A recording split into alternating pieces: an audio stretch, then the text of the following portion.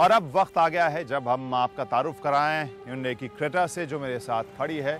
और यहाँ पर जो सेगमेंट है कॉम्पैक्ट एसयूवी वाला, वहाँ पर ग्राहकों में कई बार थोड़ी सी निराशा होती है। वो एक एसयूवी जैसी गाड़ी चाहते हैं जो सस्ते में आ रही है, लेकिन उनकी साइज़ से वो थोड़े से निराश होते हैं कि ये एसयूवी जैसी लग नहीं रही है। तो यहाँ पर अगर मैं बात करूँ इस सेगमेंट में, तो आपको जो ये क्रेटा है वो कहीं ना कहीं EcoSport और डस्टर के बीच के साइज़ की लगेगी। बहुत हद तक ये डस्टर जैसी आपको साइज़ के हिसाब से लगेगी। कम से कम बाहर से जो लुक आ रहा है वो तो ज़रूर वैसा लग रहा है। हो सकता है कि बहुत ऊंची ना हो, इसका ग्राउंड क्लियरेंस वैसा शायद ना हो जैसा आप डस्टर में पाते हैं, लेकिन एक जो ऐसी फील नहीं है कि किसी हैचबैक को आपने एसयूवी की शक्ल दे दी है। ये एक छोटी एसयूवी ही लग रही है, तो उस मामले में तो ये सफल हो रही है।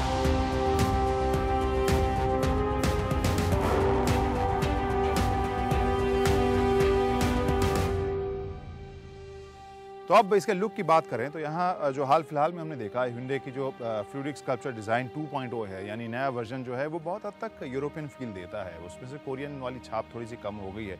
और यहाँ पर भी आपको मामला एलीट i20 में जैसा हमने देखा था वही मामला आपको यहाँ पर भी देखने को मिल रहा है। चाहे इसके हेडलैम्प को ही देखें जो बहुत ही एंगुलर है, पीछे तक गया है, लंबा खींचा हुआ बड़ा सा दिख रहा है, बोल्ड सा दिख रहा है, लेकिन एंगुलर है। यहाँ पर बहुत कर्वी मामला नहीं है, जो कटाव वाला जो मामला हो तो वैसा नहीं है। वैसे ही आपको इस बोनेट के ऊपर भी जो लाइन्स हैं वो बड़ी फ्लैट सी दिखेंगी। और फ्रंट ग्रिल पर अगर हम देखें तो काफ़ी क्रोम का इस्तेमाल किया गया जो इसे ठोस लुक दे रहा है। कुल मिलाकर जो फील आ रही है वो मुझे लगता है काफ़ी ठोस और एक बोल्ड एसयूवी की फील ज़रूर आ रही है, जो काफ़ी एंगुलर एलिमेंट्स के साथ आ रही है। बहुत ज़्यादा आकर्षक हम नहीं कहेंगे, लेकिन बहुत ज़्यादा स्मार्ट हम कह सकते हैं। यानी ज़्यादा से ज़्यादा लोगों को ये आकर्षक लगेगी गाड़ी। ऐसा डिज़ाइन नहीं होगा जो या तो लोगों को पसंद आएगी या नहीं आएगी। ये कहीं ना कहीं बीच का मामला लग रहा है।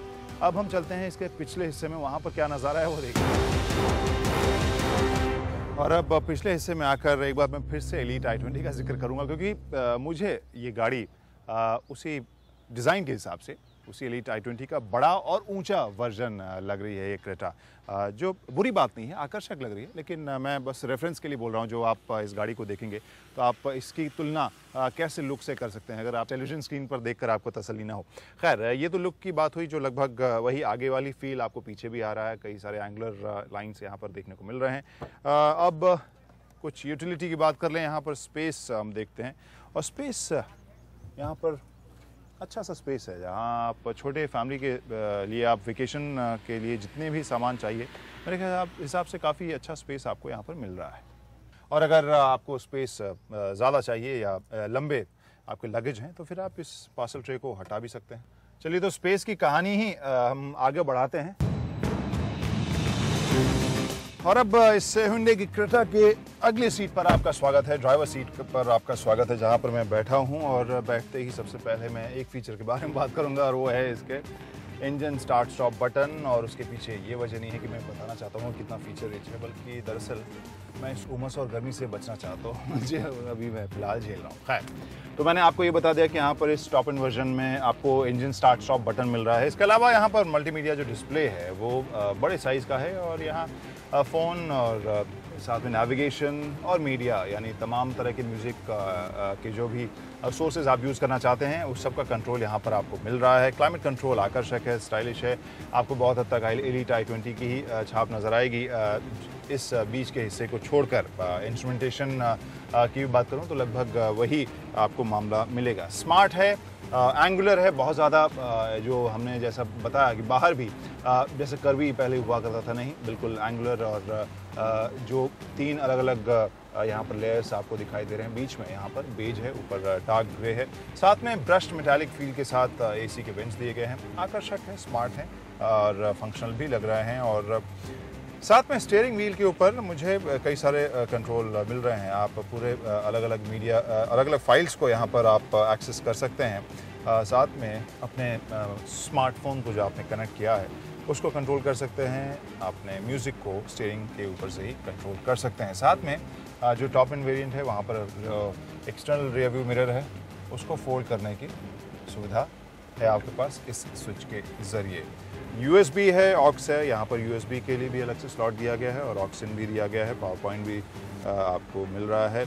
और बॉटल्स और सामान रखने की जगह भरपूर मेरे हिसाब से दी गई है। ये सब जानकारी लेने के बाद अब एक ही चीज़ की जानकारी बची है, वो इसका ड्राइव। और ड्राइव पर जाने से पहले एक नज़र डालते हैं इसके इंजन आंकड़ों के ऊपर और उसके स्पेसिफिकेशंस के ऊपर।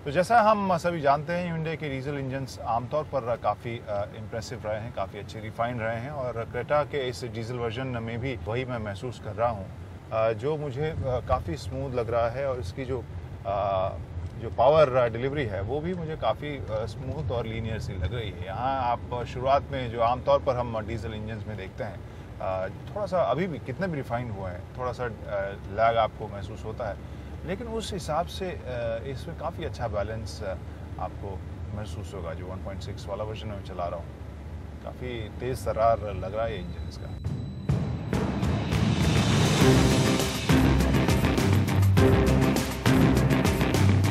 Hyundai ने जब से फ्लूइडिक स्कल्पचर डिज़ाइन फिलॉसफी को अपनाया है, ग्राहकों में काफ़ी उत्सुकता रहती है, काफ़ी दिलचस्पी रहती है उसको लुक को लेकर, काफ़ी पसंद भी की जाती हैं ज़्यादातर जो गाड़ियाँ उस डिज़ाइन फिलॉसफी के साथ आई हैं। और अब कंपनी ने उसी का अगला जनरेशन यानी फ्लूइडिक स्कल्पचर 2.0 भी उतारा है अपनी एलीट i20 के साथ, तो जो क्रेटा में भी देखने को मिल रहा है, जो जैसा हम पहले बोल चुके हैं, थोड़ा सा पहले ज़्यादा यूरोपियन है, लेकिन आकर्षक अभी भी लग रही है। हैंडलिंग मुझे इम्प्रेसिव लगी और जो पकड़ है वो काफ़ी अच्छी लग रही है मुझे। आप थोड़ा सा ऊंचे स्टांस में बैठे हुए भी लग रहे हैं और साथ में कार वाली पकड़ भी महसूस हो रही है। तो अच्छा बैलेंस है इसकी हैंडलिंग और इसके परफॉर्मेंस की अगर मैं बात करूँ तो तेज और चुस्त तो है ये क्रेटा, लेकिन क्या हैंडलिंग और पकड़ इसकी ऐसी है जो इसकी यूएसपी होगी?